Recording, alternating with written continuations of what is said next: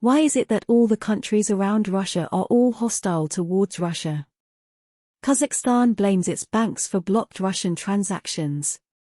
A number of the country's lenders are reportedly rejecting payments from the sanctioned country. The government of Kazakhstan did not instruct domestic banks to reject transactions from Russia, the country's finance minister, Yerelan Jumorbayev, said on Thursday. His comments were made in response to a report earlier this week by the Russian newspaper Vedomosti, which, citing market sources, claimed that a number of Kazakh banks were rejecting payments in rubles made by Russian importers in order to avoid the risk of secondary Western sanctions.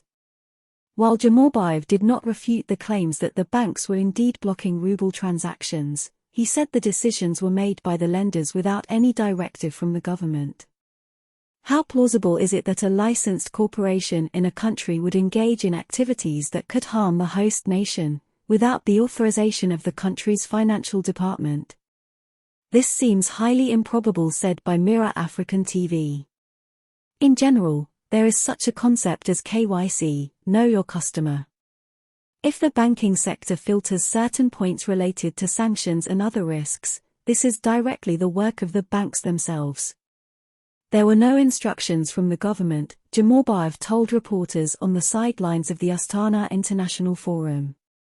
A Vedomosti source at a top 50 Russian bank told the news outlet that his bank has recorded dozens of ruble payments having been rejected by Kazakh banks since the start of this year, including from Halyk Bank, Forte Bank, RBK Bank, and Berik. The source noted that in most cases these banks cited internal policy as grounds for not processing the transactions.